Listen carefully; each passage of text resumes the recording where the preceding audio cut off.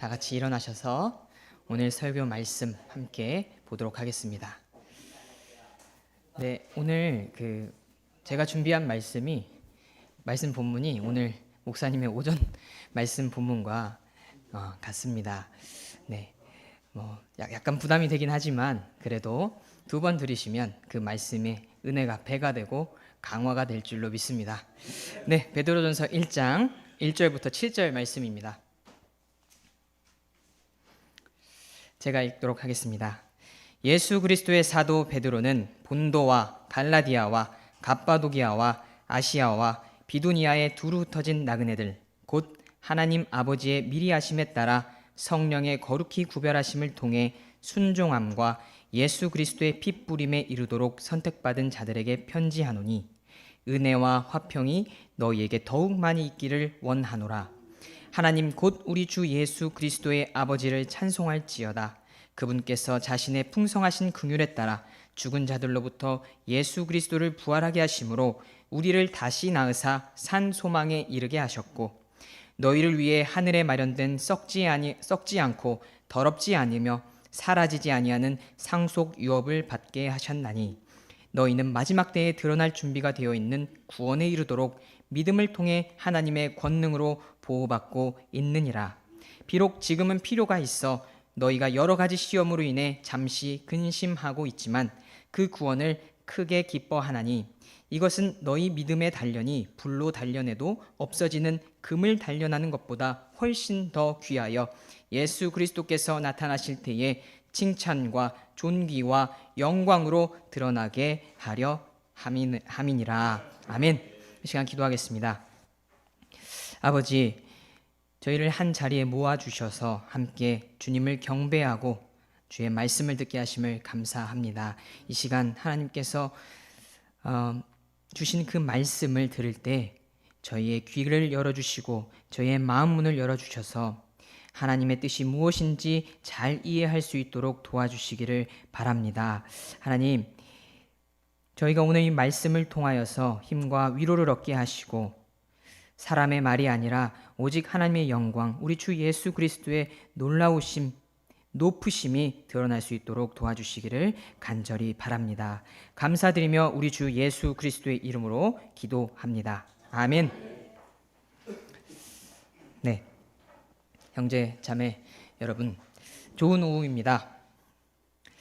네, 오늘 우리는 이 땅에서 살아가며 누구나 가지고 있는 근심에 관하여 이야기해보고자 합니다. 예나 지금이나 어떤 계층의 사람이든지 문제가 작든지 크든지 근심, 걱정, 염려와 함께 하는 역사 위에 서 있습니다. 생각해 보면 보통 사람들은 근심과 기쁨을 함께 연결짓진 않는 것 같습니다. 하지만 하나님께서는 구원받은 하나님의 자녀들에게 근심 속에서 기뻐할 수 있다는 세상과는 다른 시각을 주십니다. 이것에 대해 오늘 본문 베드로전서 1장 1절부터 7절을 통해 함께 살펴보고자 합니다. 오늘 함께 나눌 본문 말씀 1절입니다. 예수 그리스도의 사도 베드로는 본도와 갈라디아와 갑바도기아와 아시아와 비두니아에 두루 흩어진 나그네들, 하나님께서는 베드로를 사용하셔서 이 서신을 기록하셨습니다. 성령님의 인도하심에 따라 베드로는 자신이 누구인지 소개하고 이 서신을 받는 사람이 누구인지 알리며 그들을 축복하고 있습니다. 예수 그리스도의 사도 베드로는 자신이 지닌 권위를 서신의 첫 머리에서 밝힙니다. 그는 어떤 단체나 집단에 속한 공식적인 대리자나 대표가 아니었습니다. 그는 우리 주 예수 그리스도께서 직접 임명하셔서 파송하시고 그분의 권위 아래 그분의 뜻과 그분의 가르침을 전달하는 다름 아닌 예수 그리스도의 사도였습니다. 즉 지금 우리가 읽고 있는 이 베드로 전서는 베드로 개인의 생각과 뜻이 아니라 예수 그리스도의 뜻을 드러내는 하나님의 말씀이라는 사실을 당시 수신자들과 현재 우리에게 상기시키고 있다는 것을 알 수 있죠. 우리는 또한 이 서신서의 수신자가 누구인지 알 수 있습니다. 그들은 본도와 갈라디아와 갑바도기아와 아시아와 비두니아에 두루 흩어진 나그네들입니다. 두루 흩어진 나그네들이 있었던 곳은 현재 터키 북부 지역의 도시들입니다. 이 지역 교회들의 시작을 한번 생각해 보면 사도 바울이 그 시작은 아닐 것입니다. 사도행전 16장에 보시면 성령님께서 아시아와 비두니아로 들어가려는 바울 일행을 막으셨다는 것을 알게 됩니다. 추측컨대 사도행전 2장을 보시면 오순절 성령 강림 사건이 나오죠. 그리고 당시 모인 사람들 중에 갑바도기아와 본도, 아시아 사람들이 있었습니다. 아마 그들 중 구원받은 형제들이 자기 고향에 돌아가 복음을 전하고 지역 교회를 시작했을 것입니다. 또한 흩어진 다른 자들이 여러 지역에 두루 다니면서 그리스도의 복음을 전파할 가능성이 있습니다. 베드로 사도는 이렇게 두루 흩어진 넓은 지역에 걸쳐 분포된 성도들에게 편지를 쓰는 이유가 로마 제국 전역에 덮친 기독교를 향한 핍박과 박해 때문이었을 것입니다. 베드로는 성도들이 당하는 고난과 시련을 그의 서신서 곳곳에서 언급하고 있습니다. 베드로는 4장 12절에서 성도들이 마주하게 될 불같은 시련에 대해 말하고 있죠. 사랑하는 자들아, 너희를 단련하려고 오는 불같은 시련에 관하여는 마치 이상한 어떤 일이 너희에게 일어난 것 같이 이상히 여기지 말고 오히려 너희가 그리스도의 고난에 참여하는 자가 되었으므로 기뻐하라. 우리가 잘 아는 네로 황제가 베드로와 바울 당시 그리스도인들에게 큰 핍박을 감행한 사람이었습니다. 그는 그리스도인들에게 누명을 씌우고 잔인하게 태워 죽이고 십자가에 못 박았으며 짐승들에게 던졌습니다. 이렇게 어둡고 잔혹한 시기에 베드로와 바울도 순교의 길을 걷게 되죠. 그리고 베드로는 서신의 수신자들을 나그네라 부릅니다. 나그네. 여러분, 나그네의 의미가 무엇입니까? 이 세상에 거주하지만 시민권이 없는 체류자, 즉 외국인을 의미한다고 할 수 있습니다. 당시 그리스도인들은 나그네처럼 살았습니다. 이 땅에 적을 두고 정착해서 세상의 쾌락을 느끼며 살고자 하지 않았습니다. 스스로를 세상에 잠시 머무다가는 자로 여기며 순례자처럼 살았습니다. 예수님께서도 우리에게 말씀하십니다. 내가 세상에 속하지 아니한 것 같이 그들도 세상에 속하지 아니하나이다. 여러분, 구원받은 우리는 이 세상에 살아가지만 이 세상에 속한 사람들이 아닙니다. 이 세상 사람들이 따르는 생활 방식을 따르는 자들이 아닙니다. 세상 사람들처럼 세상의 부와 명예, 쾌락을 추구하지 않습니다. 오히려 우리의 생활 방식은 하늘에 있으며 또한 거기로부터 오실 구원자 주 예수 그리스도를 우리가 기다리고 있습니다. 하나님께서 우리에게 말씀하십니다. 너희가 그리스도와 함께 일으켜졌거든 위에 있는 그것들을 추구하라. 위에 있는 것들에 애착을 두고 땅에 있는 것들에 두지 말라. 형제 자매 여러분, 우리가 하나님의 사랑과 주 예수님의 은혜로 구별된 나그네라는 사실을 인지하고 이 땅에서 주어진 삶을 걸어가시기를 바랍니다. 성도들을 나그네라 칭한 베드로는 이어서 그들이 누구인지 추가 설명합니다. 2절입니다. 곧 하나님 아버지의 미리 하심에 따라 성령의 거룩히 구별하심을 통해 순종함과 예수 그리스도의 핏부림에 이르도록 선택받은 자들에게 편지하노니 은혜와 화평이 너희에게 더욱 많이 있기를 원하노라. 우리는 이 구절을 통해 나그네들, 즉 성도는 성삼위 하나님의 사역으로 받은 자들이라는 사실을 알 수 있습니다. 우리는 하나님 아버지의 미리 하심을 통해 선택을 받았고 성령의 거룩히 구별하심을 통해 선택을 받았으며 예수 그리스도의 피뿌림에 의해 선택을 받았습니다. 그리고 그 가운데에는 순종, 다시 말하면 우리의 믿음의 결단이 자리 잡고 있습니다. 성경이 말하는 선택은 하나님에 의해서 이루어지는 것이고 믿음의 결단은 예수 그리스도의 복음을 듣고 받아들이는 사람 편에서 발생하는 자유의지의 역사입니다. 만일 이 선택의 교리를 잘못 이해한다면 칼빈주의 예정론에서 말하듯이 인간은 전적으로 무능해서 아무것도 할 수 없다는 엇나간 생각과 사람의 구원은 이미 다 하나님께서 정하셨으니 사람은 아무것도 할 필요가 없다는 반성경적인 이론을 지지하게 됩니다. 그러나 하나님께서는 처음부터 어떤 사람을 선택해서 구원하시지 않습니다. 구원받을 사람을 운명적으로 정해놓지 않으십니다. 누구든지 주의 이름을 부르는 자는 구원을 받으리라. 성경은 분명히 구원의 문이 모든 사람에게 활짝 열려 있다고 말씀해 주십니다. 하나님의 예정과 선택은 오늘 본문에서 확인한 것처럼 미리 아심에 근거합니다. 즉 죄인이 복음을 들었을 때, 구원의 복음을 들었을 때 그것을 받아들일지 혹은 거부할지를 미리 아시는 하나님의 그 전지하심 위에 세워져 있다는 말입니다. 다시 말하면 복음을 받아들일 자들을 하나님께서 하나님의 그 미리 아심에 따라 구원에 이르도록 예정하시고 복음을 거부하는 자들을 그들의 선택대로 정죄에 이르도록 예정하신다는 것이죠. 또 하나 생각해 볼 점은 이것입니다. 성령님께서는 예수님의 복음을 거부하는 사람들의 마음의 문을 억지로 열어 젖히지 않으십니다.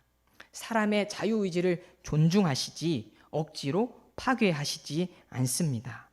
성령님께서 죄에 대한 찔림을 주시고 감동을 주시겠지만 자유의지를 가진 사람의 그 믿음의 결단을 강제하지 않으신다는 것이죠.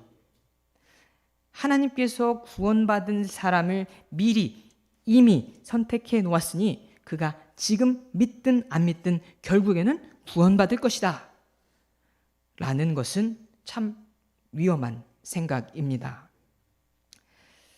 사랑하는 형제 자매 여러분, 결국 우리가 해야 할 일은 우리가 듣고 구원받은 예수 그리스도의 복음을 전하는 것입니다. 하나님의 지상 최고의 명령에 순종하는 것이 현재 우리의 사명입니다. 우리가 그 복음을 전하여 구원받은 죄인에게 하나님의 미리 하심에 따라 선택받았다는 사실을 알게 합시다. 성령님께서 거룩히 구별하셨다는 사실을 알게 하는 것이 어떻겠습니까? 구원의 복음을 듣고 새롭게 구원받은 자들과 함께 예수 그리스도의 보혈로 말미암은 구원의 기쁨과 구원의 감격을 공유하는 일들과 시간이 많아지기를 바라고 또 바랍니다. 이어서 예수 그리스도의 사도는 흩어진 나그네들에게 말합니다. 오늘 본문 3절에서 5절 함께 읽도록 하겠습니다. 하나님 곧 우리 주 예수 그리스도의 아버지를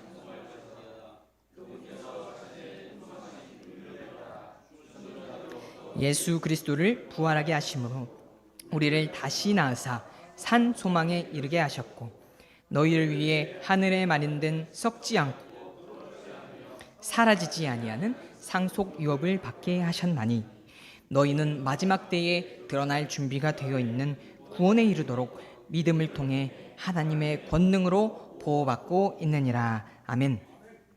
여러분, 고난과 시련 가운데 근심하고 있을 때, 육체와 마음이 고통으로 가득할 때 누군가 다가와 주를 찬송하라, 주를 찬송해라 말하면 어떠하겠습니까? 이 권면에 대해 긍정적으로 반응을 할 수 있겠습니까? 저는 조금 마음이 좀 어려울 것 같긴 합니다. 그런데 베드로가 편지를 쓸 당시에 그리스도인들을 향한 핍박과 박해가 난무하던 시기였습니다. 하지만 하나님께서 베드로를 통해 인사말 다음으로 가장 먼저 하신 말씀은 찬송하라는 촉구의 메시지였습니다. 달콤하고 부드러운 위로의 말이 아니었습니다. 당시 베드로전서의 수신자들의 상황은 어둡고 우울하였습니다. 그리스도인 종들은 주인에게 부당하게 고난을 당하였습니다. 그리스도인 아내들은 믿지 않는 남편에게 억압당하고 있었습니다. 많은 성도들은 주변 사람들에게 비난과 조롱을 드려야 했으며 두려운 상황 가운데 지내야 했습니다. 베드로 역시 이러한 상황을 모르지 않았을 것입니다. 그럼에도 불구하고 하나님, 곧 우리 주 예수 그리스도의 아버지를 찬송하라 담대히 선포합니다. 예수 그리스도의 사도는 고난 중에 있는 나그네들에게 찬송의 이유를 선언합니다. 먼저 3절에서 찬송의 대상은 누구입니까? 하나님, 곧 우리 주 예수 그리스도의 아버지이십니다. 유대인 그들을 이집트에서 구출하신 여호와 하나님만을 찬양합니다. 그러나 그리스도인인 우리는 하나님의 아들로서 죄인의 구속을 이루고 모든 것의 주님이 되신 예수 그리스도의 아버지 하나님을 찬양하죠. 여러분, 지금 우리가 하나님을 알 수 있는 유일한 방법은 길이요 진리요 생명이신 예수님만을 통해서 알 수가 있습니다. 예수님을 알고 믿는 것이 곧 하나님 아버지를 아는 것입니다. 예수 그리스도께서 성육신 하시지 않았다면 우리는 하나님을 알 수도 없었고 구원은커녕 헛된 종교 행위만이 난무했을 것입니다.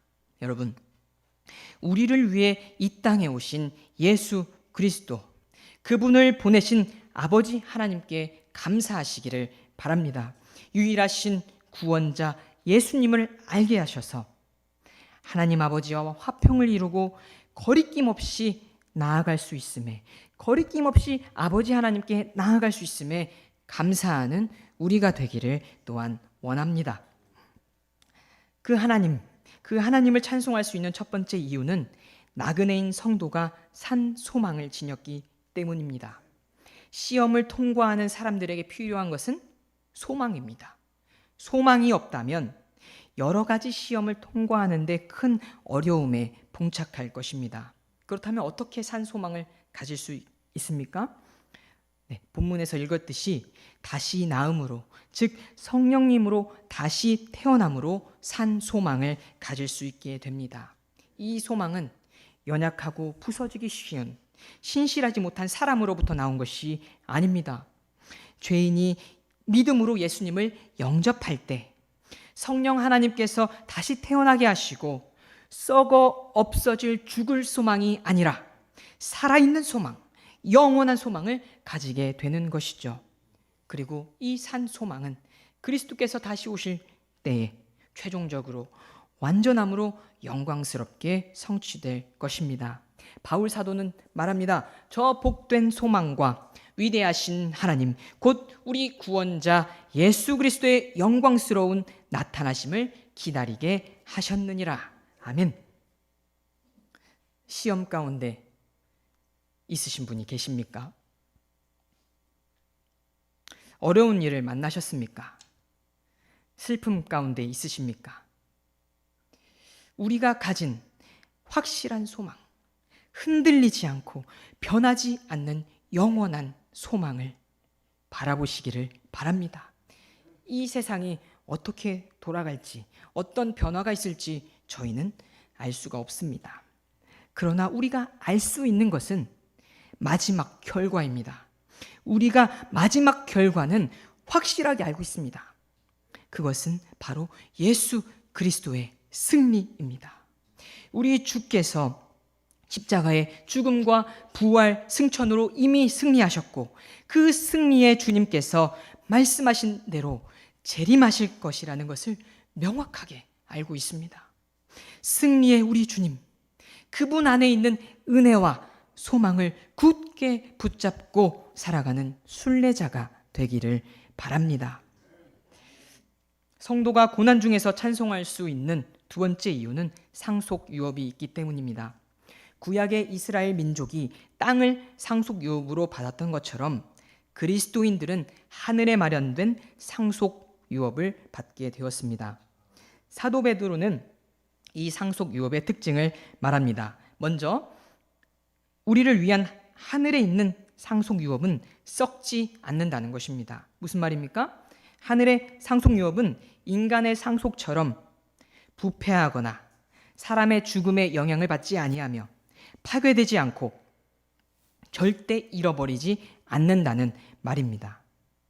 다음으로 상속 유업은 더럽지 않습니다. 이는 오염되지 않고 깨끗함을 유지한다는 말이죠. 이 세상 유산은 사악함으로 둘러싸여 있어 죄로 인해 오염되었고 더러운 상태로 지속됩니다.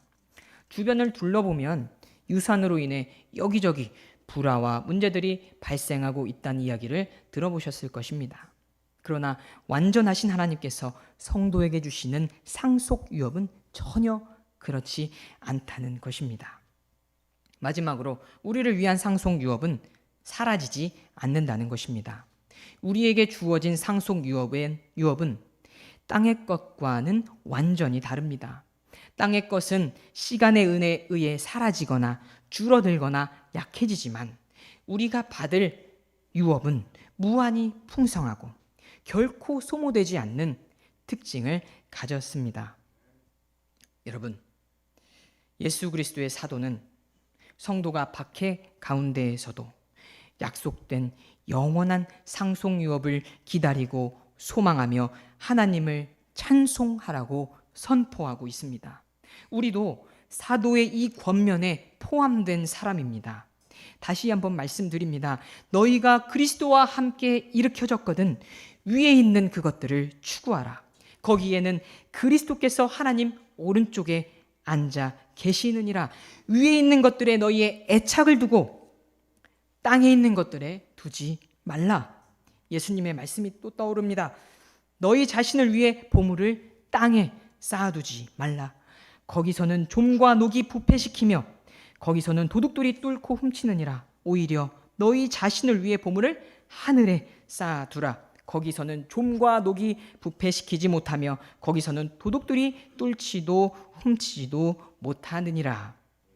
상속 유업은 우리가 상상할 수 있는 그 이상으로 아름답고 귀중한 것들입니다.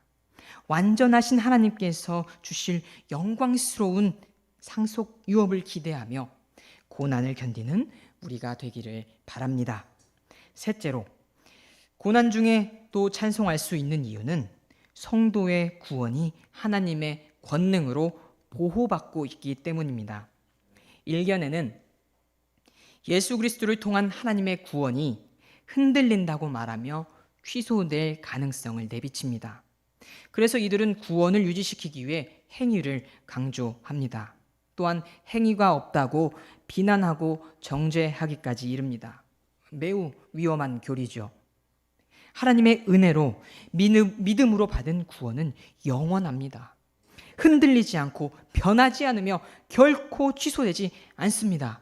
그 이유는 하나님의 성도의 구원이 자기 능력으로 보존되고 유지되는 것이 아니라 하나님의 권능으로 보존되고 유지되기 때문입니다. 만일 사람의 능력으로 구원을 유지해야 한다면 어느 누가 구원을 받을 수 있겠습니까? 아무도 없습니다. 베드로전서 1장 9절에 성도가 예수님을 사랑할 수 있는 이유, 믿을 수 있는 이유, 기뻐할 수 있는 이유가 믿음의 결말, 혼의 구원을 받았기 때문이라고 말합니다. 혼의 구원이 흔들리거나 취소가 될 가능성이 있다면 어떻게 예수님을 사랑하고 그분을 믿으며 어떻게 영광의 기쁨으로 기뻐할 수 있겠습니까? 예수님께서도 말씀하십니다.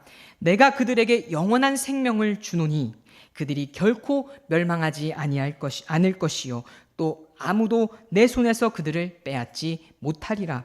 그들을 내게 주신 내 아버지는 모든 것보다 크심에 아무도 내 아버지 손에서 그들을 빼앗을 수 없느니라. 아멘. 구원의 영원한 안전 보장을 약속하신 영원하신 하나님께 감사하시기를 바랍니다. 환난이나 공경이나 핍박이나 기근이나 발가벗음이나 위험이나 어떠한 칼도 우리를 하나님의 사랑에서 끊어버릴 수 없습니다. 우리의 구원을 권능으로 보호하시는 그 하나님을 찬송하는 우리가 되기를 소망합니다. 베드로는 3절에서 5절을 통해 고난 중에도 하나님을 찬송해야 함을 선포하였습니다. 그 이유는 성도가 받은 놀라운 은혜와 복들로 인함이었습니다. 그렇습니다. 성도는 세상에서 결코 누릴 수 없는 영원하시고 완전하신 하나님의 그 복들을 받은 존재가 되었습니다. 베드로는 고난 중에 있는 성도들이 이와 같이 놀라운 존재가 되었다는 사실을 상기시키며 찬송을 촉구합니다. 뿐만 아니라 사도는 성도가 여러 가지의 시험으로부터 오는 근심 속에서도 기쁨을 누릴 수 있다고 말합니다. 다 같이 6절에서 7절 함께 읽도록 하겠습니다.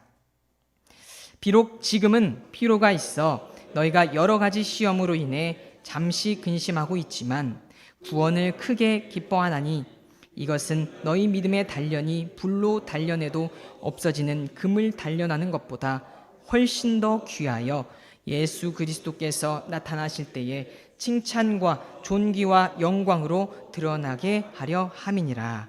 아멘. 비록이라는 부사로 6절이 시작됩니다.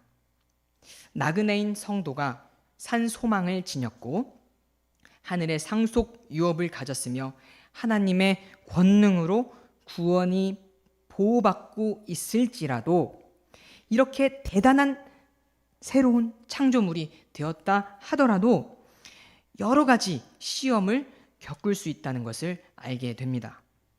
베드로는 어떤 필요에 의해 성도가 시험을 마주하며 시험의 형태는 여러 가지로 드러나 근심을 주지만 그 기간은 잠시라고 말을 하고 있죠. 형제 자매 여러분, 우리가 직면하는 시험의 이유를 정확히 알 수는 없습니다.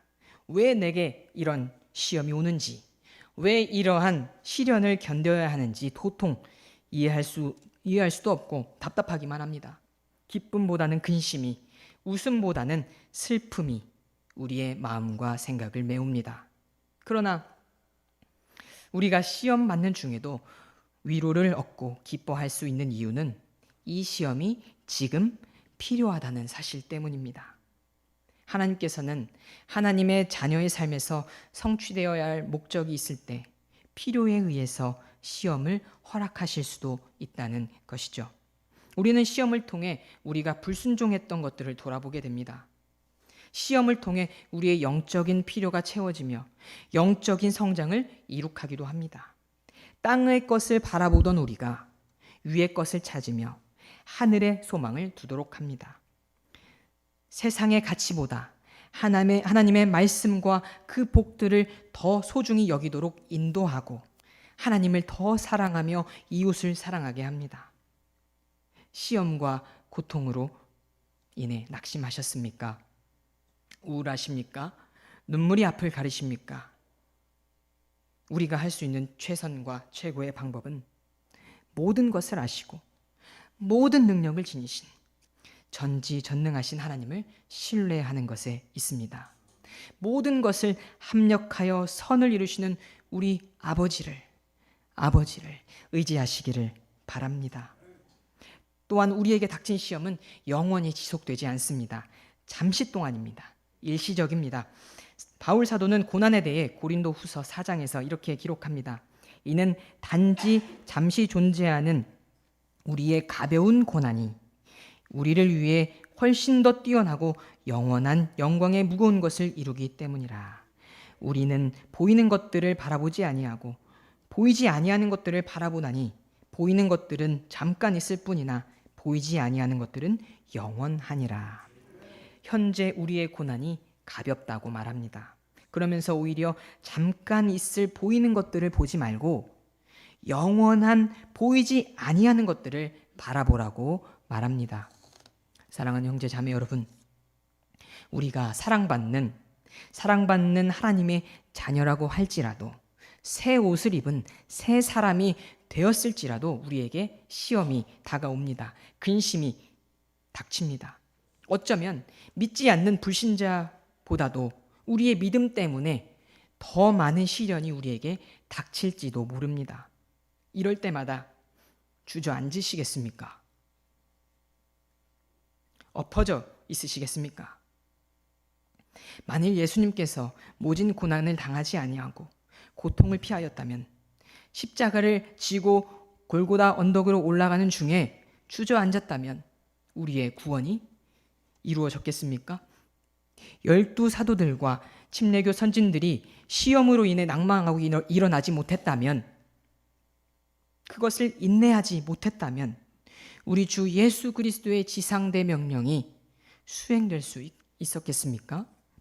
결코 그렇지 못했을 것입니다. 베드로 역시 주로 인한 수치를 기쁨으로 담당하였습니다. 사도행전 5장 41절에 기록되어 있죠. 그들은 자기들이 그분의 이름을 위해 수치당하는 일에 합당한 자로 여겨진 것을 기뻐하면서 공회 앞을 떠나 날마다 성전과 각 집에서 예수 그리스도를 가르치고 선포하는 것을 그치지 아니하더라. 아멘. 여러분, 그렇다면 어떻게 근심 중에 기뻐할 수 있습니까? 그 답을 오늘 본문 6절에서 확인할 수 있습니다. 그것은 바로 구원의 기쁨 때문입니다. 비록 우리가 현재 시험으로 인한 근심 때문에 잠시 어려운 상황에 놓여 있을지라도 우리는 우리에게 베풀어진 예수 그리스도의 구원을 기억하고 바라보며 감격하고 기뻐할 수 있습니다. 하나님의 심판을 피하고 사망에서 건짐받은 기쁨보다 더 큰 기쁨이 어디 있겠습니까? 죽어 마땅한 죄인에게, 구원이라는 하나님의 선물을 받을 가치도 없는 죄인에게 베풀어진 구원의 그 은혜를 기억한다면, 그 구원의 기쁨으로 내 마음과 생각이 가득 찬다면 감당하지 못할 시험은 없을 것이라 확신합니다. 예수 그리스도의 사도 베드로는 7절에서 시험으로 인한 근심 가운데 기뻐할 수 있는 또 다른 이유를 말합니다. 그 이유는 믿음의 시련이 믿음의 단련을 이루고 그것이 귀한 것으로 드러나 예수 그리스도께서 나타나실 때에 보상을 받을 수 있기 때문입니다. 베드로는 이 믿음의 단련이 금을 단련하는 것에 비유하며 믿음의 단련이 금보다 훨씬 더 귀하다고 말을 합니다. 여러분, 금을 다루는 사람들이 왜 금을 용광로와 풀무불에 넣어 정련하시는지 잘 아실 것입니다. 바로 불순물을 제거하기 위해서입니다. 금을 다루는 장인들은 금속 속에서 자신이 얼굴에 비칠 때까지 불에 넣어두기도 하였다고 합니다. 마찬가지로 우리의 믿음의 시련이 우리의 이 연약한 믿음을 단련시켜 불순물을 제거할 것이고, 내가 가는 길을 그분께서 아시나니 나를 단련하신 뒤에는 내가 금같이 나오리라 라는 욥의 고백이 흘러나올 것입니다. 여기서 끝나는 것이 아닙니다. 믿음의 단련으로 맺혀진 귀중한 열매들이 예수 그리스도께서 나타나실 때에 칭찬과 존귀와 영광으로 드러나게 될 것입니다. 그 칭찬과 존귀와 영광이 드러나는 곳은 그리스도의 심판석입니다. 함께 찾아 읽고 싶은 말씀이 있습니다. 요한계시록 4장 4절 말씀입니다. 요한계시록 4장 4절입니다.